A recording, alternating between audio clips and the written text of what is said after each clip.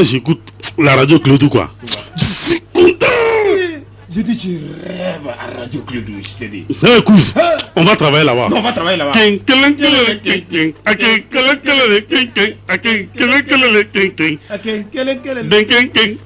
Ouais.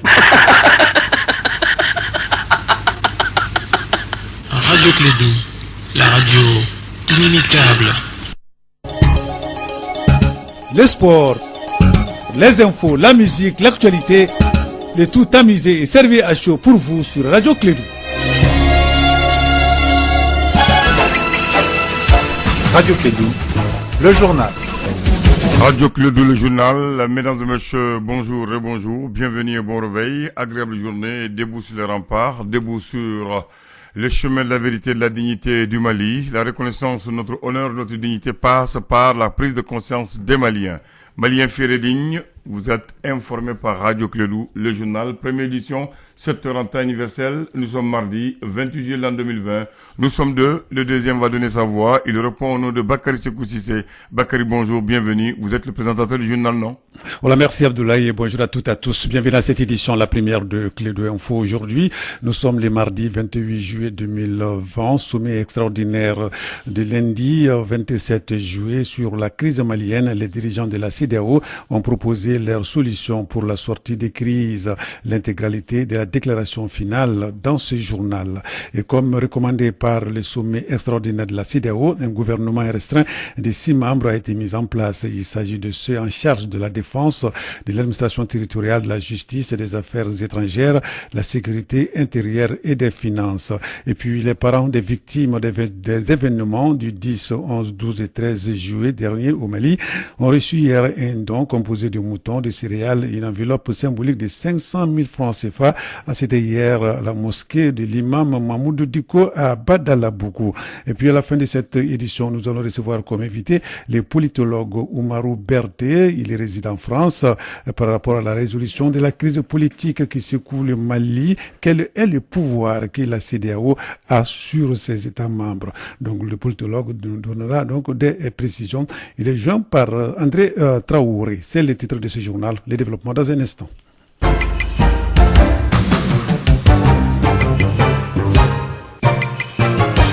Bienvenue donc à cette édition, je le disais tantôt, le sommet extraordinaire donc a pris fin hier lundi. À l'issue donc de ce sommet, les dirigeants de la CEDEAO ont proposé leurs solutions pour la sortie des crises au Mali. Mahamadou Youssoufou, président du Niger et président en exercice de la CEDEAO, pour la déclaration finale. Nous avons demandé instamment à ce que les mesures suivantes soient prises relativement aux questions institutionnelles ci-après. La démission immédiate de 31 députés dont l'élection est contestée, y compris le président du Parlement. La majorité présidentielle devra mettre tout en œuvre pour obtenir cette démission qui ouvrira la voie à des élections partielles. En attendant ces élections partielles, le Parlement pourra fonctionner avec les 116 députés restants. Ensuite, il est prévu une recomposition rapide de la Cour constitutionnelle conformément aux dispositions constitutionnelles du Mali. Le Parlement proposera ses représentants après la démission des 31 membres dont l'élection est contestée. En cas de difficulté de nomination des membres de la Cour constitutionnelle par les différentes instances, le président de la République utilisera l'article 50 de la Constitution pour nommer les 9 membres. Ensuite, il y a la mise en place rapide d'un gouvernement d'union nationale avec la participation de l'opposition et de la société civile. L'opposition, particulièrement le M5 RFP, est encouragée à participer à ce gouvernement d'union nationale en vue de contribuer au règlement des problèmes de gouvernance qui affectent le Mali, et ce dans un esprit de patriotisme. La tâche prioritaire de ce gouvernement d'union nationale sera de mettre en œuvre toutes les réformes, recommandations et décisions issues du dialogue national inclusif et de traiter les questions de gouvernance. En particulier, la mise en œuvre des accords d'Alger devra être accélérée. Compte tenu des nombreux défis auxquels fait face le pays, certains membres du gouvernement pourront être nommés avant la formation du gouvernement d'union nationale. Il s'agit de ceux en charge de la défense, la justice, les affaires étrangères, la sécurité intérieure et les finances. Comme autre point, nous avons la mise en place rapide d'une commission d'enquête pour déterminer et situer les responsabilités dans les violences qui ont entraîné des décès et des blessés les 10, 11 et 12 juillet 2020, ainsi que les destructions de biens publics et privés. La mise en place d'un comité de suivi de toutes les mesures de surprise qui comprendra des représentants du gouvernement, du Parlement, de la société civile, de la magistrature, du M5 RFP, des femmes et des jeunes, avec la participation de l'Union africaine et des Nations unies sous la présidence de la CEDEAO. La mise en place par la CEDEAO d'un régime de sanctions contre ceux qui poseront des actes contraires au processus de normalisation de cette crise, étant entendu que l'ensemble des décisions et mesures ci-dessus devront être mises en œuvre au plus tard le 31 juillet 2020. Nous avons également réitéré notre solidarité avec l'honorable Soumaïla Cissé, chef de file de l'opposition enlevé depuis le 25 mars 2020. Nous demandons aux autorités maliennes d'intensifier leurs efforts qui sont déjà en cours pour sa libération. Notre souhait, c'est de voir ces différentes propositions rencontrer l'agrément de différentes parties prenantes de la situation au Mali. Je voudrais enfin, Excellence, Monsieur le chef d'État et de gouvernement, Mesdames et Messieurs, réitérer l'engagement inébranlable du chef d'État et du gouvernement et des peuples de la CEDEAO à n'épargner aucun effort pour promouvoir la paix et la stabilité au Mali. En tout état de cause, la CEDEAO sera toujours présente aux côtés du Mali, acteur important des dynamiques communautaires en cours pour l'approfondissement de l'intégration de notre sous-région ouest-africaine. Je vous remercie de votre aimable attention. Merci beaucoup. Voilà, donc là, c'était la déclaration finale du sommet extraordinaire de lundi 27 juillet sur la crise malienne. Une déclaration lue ici par Mamoudou Issoufou. Il est le président du Niger et président en exercice de la CEDEAO. Comme recommandé par le sommet extraordinaire de la CEDEAO, un gouvernement restreint de 6 membres a été mis en place. Il s'agit donc de ceux en charge de la défense, de l'administration territoriale, la justice, des affaires étrangères, de la sécurité intérieure et des finances. Doivent faire face aux nombreux défis auxquels fait face aujourd'hui notre pays. Kassim Traoré.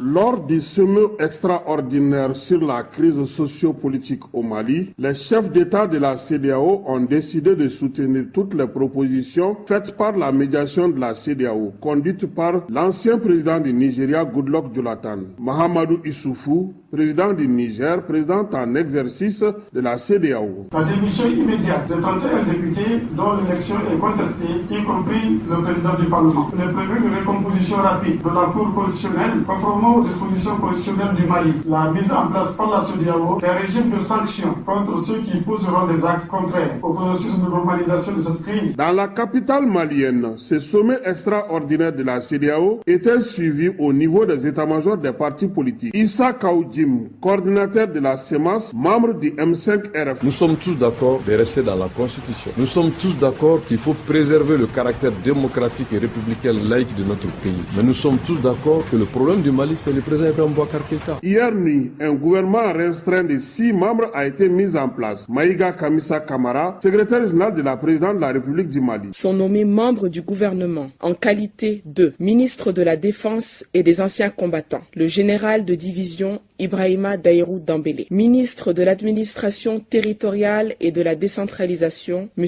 Boubacar Alphaba. Ministre de la sécurité et de la protection civile, le général de division Bamba Moussa Keita. Ministre de la justice et des droits de l'homme, garde des Sceaux, Maître Kassoum Tapo. Ministre des affaires étrangères et de la coopération internationale, M. Tcheblin Dramé. Ministre de l'économie et des finances, M. Abdoulaye Dafé. Hier nuit, le M5 RFP a tenu une réunion de son comité stratégique. Selon Shogel Kokala Maïga, les recommandations formulées par les chefs d'État de la CEDEAO ne rencontrent pas les préoccupations des Maliens. Donc, merci Kassima Traoré. Le journal Mali Tribune, avec l'appui de la fondation Twindu, vient donc de créer un cadre de concertation entre les patrons de presse et autres structures intervenant dans le domaine de la presse. La première édition a regroupé une vingtaine de participants.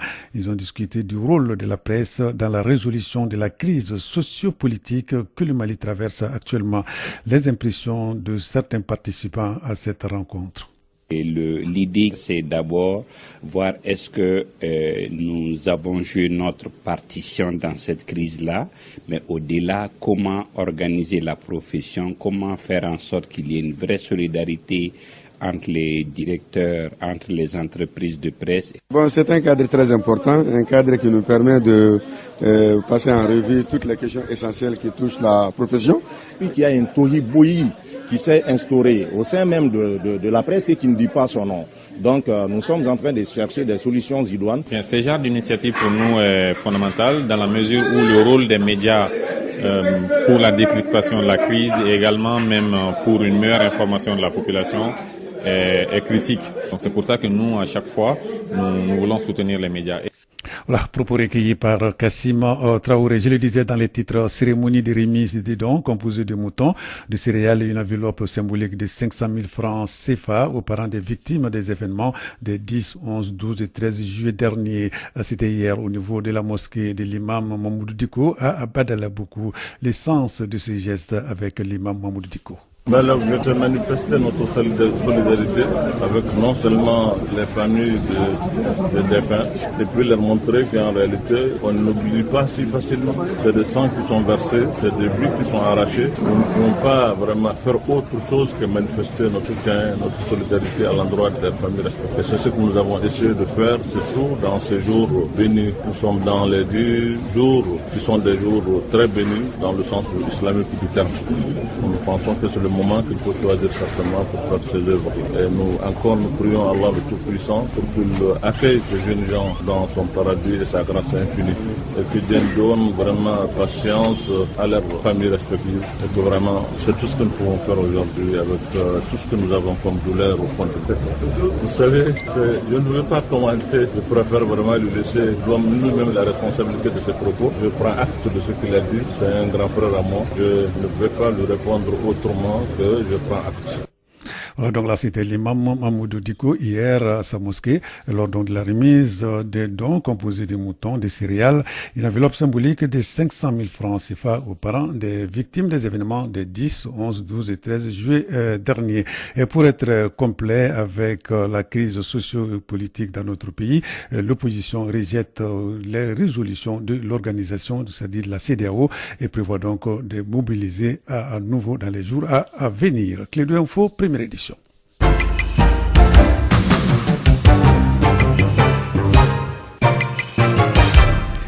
Nous allons parler encore de Covid-19 dans notre pays, remise des kits de prévention contre cette maladie par le partenaire du ministère des petites et moyennes entreprises au système financier décentralisé SFD. C'était hier à l'hôtel Salam. Ces kits doivent servir des personnes qui interviennent dans le domaine de l'agriculture, des petites et moyennes entreprises. Manda Sissoko, au nom des partenaires, explique les raisons de cette remise des kits. Dans un cadre plus général, c'est un geste qui traduit la volonté conjuguée du gouvernement et ses partenaires à soutenir le secteur privé qui endure les effets négatifs de la crise sanitaire depuis mars 2020. Et pour les SFD, ces dotations permettront d'assurer la continuité de leur activité dans les conditions qui préservent la santé des clients et des employés de ces structures. Cet appui s'inscrit aussi dans la dynamique de partenariat tissé entre le projet inclusif et les SFD pour que les populations rurales vulnérables sont leurs cibles principales puissent continuer à se procurer des services et ressources financières qui soutiennent leurs moyens d'existence. Le FIDA, l'ambassade du Danemark et l'ambassade du Canada exhortent l'ensemble des acteurs du secteur privé et les SFD en particulier à préserver, à persévérer et à faire preuve de plus de résilience dans ce contexte difficile. Ils pourront compter sur l'appui nécessaire qui sera apporté à travers le projet inclusif pour atténuer l'impact de la pandémie et s'adapter aux changements qui s'opèrent dans les relations économiques entre les acteurs du secteur privé. Voilà, c'était Manda Sissoko, propos recueillis par Kassim Traoré. Il est exactement 7 heures passées des 15 minutes dans notre studio. Nous arrivons maintenant à la page invitée de ce journal. La CEDEAO est impliquée dans la résolution de la crise politique qui secoue actuellement notre pays depuis quelques semaines déjà. Quel est le pouvoir que la CEDEAO assure ses États membres? Notre reporter André Traoré a posé la question au politologue Oumar Berthe qui est basé en France. Suivons leur entretien. Oumar Berthe, bonjour. Bonjour, M. Traoré. Pouvez-vous nous parler un peu du pouvoir que la CEDEAO a sur les 7 membres? C'est une organisation économique qui a été créée dans un but purement économique. Mais en 1993, la CEDEAO a fait une évolution remarquable dans ses objectifs en intégrant la question de la paix et de la sécurité dans ses objectifs. C'est dans ce cadre qu'elle s'implique contre l'accession antidémocratique au pouvoir et les modes anticonstitutionnels d'accession au pouvoir. Simplement que ces changements antidémocratiques et anticonstitutionnels peuvent engendrer des conflits. Alors, on notera à cet effet qu'elle s'est même impliquée en 1997 pour la première fois contre un coup d'État en Sierra Leone, au cours de laquelle même qu'elle avait envoyé une force d'interposition qui a intervenu militairement pour rétablir dans ses fonctions le président démocratiquement élu qui avait été chassé du pouvoir par une partie de l'armée, notamment le président Abed Tidiane Kaba. On aura noté également que dans le cadre du Mali, récemment en 2012, elle s'était impliquée vigoureusement contre le coup d'État au Mali de mars 2012. Et là encore, elle a opté pour la méthode la plus forte, c'est-à-dire que la médiation, concomitamment d'une médiation qu'elle avait mise en place, elle avait également établi des sanctions contre le Mali, en particulier un embargo militaire sur l'importation des armes sur le Mali. On notera que ces sanctions avaient permis le retour à l'ordre constitutionnel au Mali, mais on notera également que la CEDEAO, elle a échoué à plusieurs reprises à rétablir l'ordre constitutionnel, notamment au Burkina Faso en 2015. Donc, c'est vous dire que à la fois la CEDEAO, elle a des moyens d'action juridique, elle a aussi des moyens d'action institutionnels qui permettent d'imposer aux États des mécanismes démocratiques et des mécanismes constitutionnels par lesquels les gouvernants doivent accéder au pouvoir. Et si dans un État, il arrive que l'État n'a pas respecté ses engagements communautaires vis-à-vis de la CEDEAO, elle peut établir des sanctions soit politiques, soit des sanctions juridiques, voire même des sanctions militaires. Mais là aussi, il faut expliquer que les moyens d'action de la CEDEAO pour l'exécution de ces décisions sont aussi problématiques parce qu'en réalité, la CEDEAO, elle n'a pas beaucoup de moyens qui permettent aux États d'exécuter les décisions qu'elle impose. Ce qui fait souvent qu'il y a beaucoup de décisions de la CEDEAO qui sont adoptées contre les changements anticonstitutionnels des pouvoirs qui ne sont jamais appliqués. Pourquoi les actions de la CEDEAO sont contestées par les peuples? Simplement que les populations ont le sentiment que la CEDEAO constitue un syndicat des chefs d'État qui n'a d'autre moyen que de protéger les intérêts de leurs collègues présidents qui sont victimes ou qui sont susceptibles d'être victimes du coup d'État. En clair, quand il y a une grogne sociale dans un État membre, ce qui est un problème, la CEDEAO doit s'impliquer et proposer des solutions qui soient durables dans le temps, ce qui vraisemblablement n'est pas le cas dans beaucoup de situations. Mais il faut quand même noter qu'elle, quoi qu'il en soit, chaque fois qu'il y a une situation qui tend à aboutir à un conflit ou à une instabilité politique ou institutionnelle, elle s'implique. Bien que ses actions soient critiquables, ne soient pas exemptées de critiques, elle intervient. La CEDEAO, elle a convoqué une session de la conférence, une session extraordinaire de la conférence des chefs d'État et de gouvernement. En clair, la session de la conférence des chefs d'État et de gouvernement va clairement établir des sanctions. Mais établir des sanctions sur l'État malien aujourd'hui aboutira à affaiblir davantage le président Ibrahim Boubacar Keïta. Donc, en clair, on s'achemine vers des sanctions qui pourront être établies sur les membres du M5 RFP. Les sanctions sanctions que la CEDEAO peut imposer sur les individus qui sont susceptibles de menacer la paix et la sécurité peuvent être politiques et juridiques, c'est-à-dire qu'elles peuvent établir le gel des avoirs financiers des membres du RSP et aussi une interdiction des voyages des membres du M5 sur l'ensemble des États membres de la CEDEAO. Est-ce que ce soulèvement populaire peut être qualifié de coup d'État? En clair, demander la démission d'un chef d'État n'a absolument rien d'un coup d'État. Un coup d'État a lieu lorsque l'armée ou une partie de l'armée prend le pouvoir par la force. Ou lorsqu'une partie de l'armée prend le pouvoir, il est confié à un civil. Donc, il y a un coup d'État. C'est-à-dire que dans un coup d'État, il y a d'abord en amont une préparation et la préparation, elle est secrète. C'est-à-dire que le coup d'État, jusqu'à son exécution, est secret. Et aussi, le coup d'État dans son exécution, il est très rapide. C'est-à-dire que le coup d'État n'a pas vocation à durer toute une journée. Donc, clairement, ce qui se passe, c'est d'ailleurs démocratique, mais dire que le président de la République accéderait à la demande en est une autre chose. Et si jamais que le président il est contraint à démissionner dans des circonstances pareilles, on parle d'un changement anticonstitutionnel des pouvoirs, d'un changement inconstitutionnel des pouvoirs qui n'a absolument rien à voir avec un coup d'État, tel que je viens de vous expliquer. Le coup d'État, pour être plus simple, il n'a lieu que lorsqu'il y a l'usage de la force. Ce qui peut se passer quand il y a une révolution, une insurrection qui demande la démission d'un chef d'État, ce n'est absolument pas du tout un coup d'État. Il n'y a pas l'intervention de l'armée, il n'y a absolument pas l'utilisation de la force contre le pouvoir en place. Et donc, on ne peut pas parler de coup d'État. Omar Berté, merci. Je vous remercie, M. Traoré. Voilà, donc là, c'était notre invité, l'invité de Clé du Matin, le politologue Omar Berté, qui est basé actuellement en France. Il était joint au téléphone par André Traoré. Ce qui m'a fait en cette édition, la première de Clé du Info. Merci de l'avoir suivi. Vous allez retrouver la rédaction. Ce sera à 13h pour la seconde session d'information de Clé du Info. Mais d'ici là, l'information continue sur notre antenne. Restez avec nous. Radio Clé du, le journal.